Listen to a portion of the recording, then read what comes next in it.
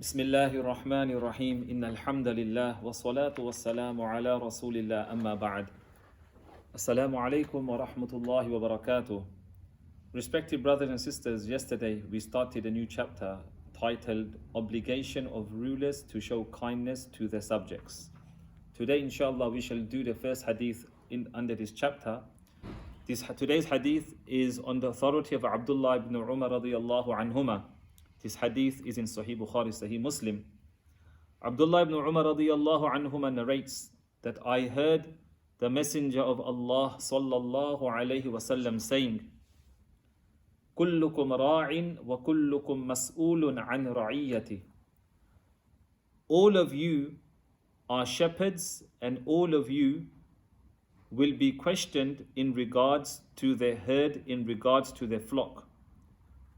All of you are guardians and are responsible for your wards, responsible for your subjects. Many people in different fields in life have a position of authority and a position of responsibility. And the hadith which we shall continue to read will explain this. When a person is in a position of responsibility and authority, and they are a ruler or they are people in charge of something or someone, whether they are in charge of other people or whether they are in charge of their own house, whether they are in charge of a masjid or anything, they are in charge, they are responsible. Then they have to take care, they have to take full responsibility with due diligence. The same way a shepherd, it is a shepherd's responsibility to take care and to look after his flock.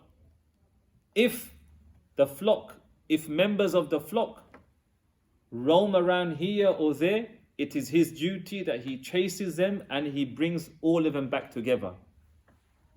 And that none of his flock get lost and that nothing happens to them. So Rasulullah says that all of you are guardians, people in charge, and are responsible for your wards and are responsible for people who are dependent on you, and you are responsible for your subjects. Then Rasulullah says, the ruler is a guardian and responsible for his subjects. Now the word ruler doesn't just mean a king or a prime minister or a king or a queen. No, anyone in charge, anyone in authority. An imam, example, an imam is responsible for the people who pray behind him. The people who are in charge of the masjid, running of the masjid, are in charge of the masjid, and also the people who come inside the masjid as well. These are just two examples.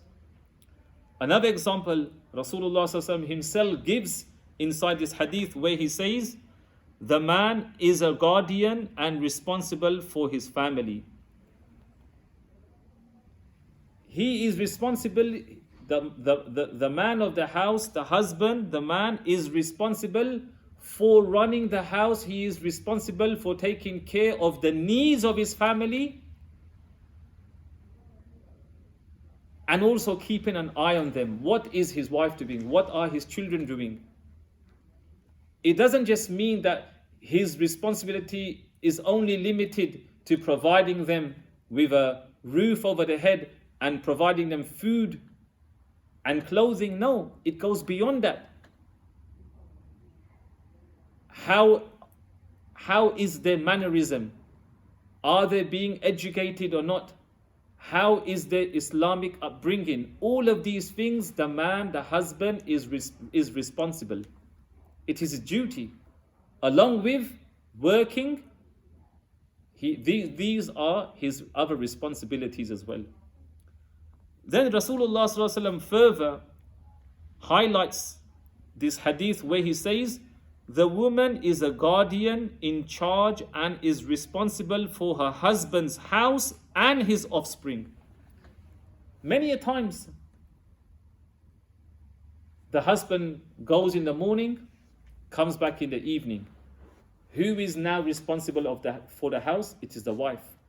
The wife is responsible, is in charge of the house, running of the house, and matters relating to the house, now the wife is in charge. She is like the deputy of her husband. What goes on inside the house? What are the children doing? Who is coming inside the house? These are all matters which the wife is responsible. It's as if the house has now become an amana and a trust to the wife. Then Rasulullah sallallahu alaihi wasallam says, and so all of you are guardians and are responsible for your wards. وَكُلُّكُمْ رَاعٍ وَمَسْئُولٌ عَنْ رَعِيَّتِهِ.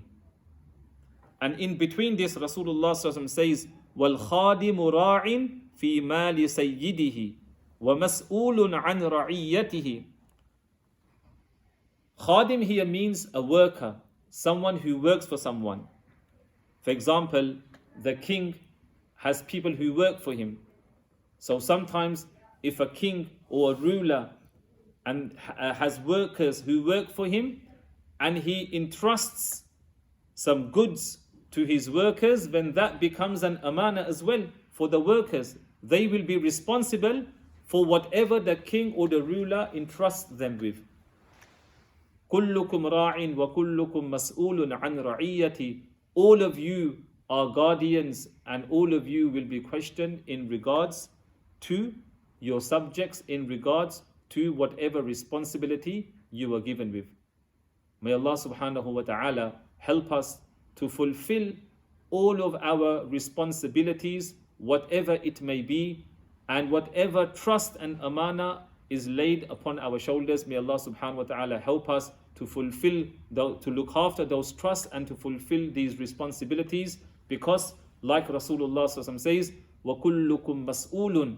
It may happen that you may be questioned on the day of judgment in regards to your responsibility, whether you fulfilled it or not. May Allah subhanahu wa ta'ala help us in these matters and in these affairs. Subhanallah wa bihamdihi, subhanakallahumma wa bihamdik, ashhadu an la ilaha illa anta astaghfiruka wa atubu ilayk.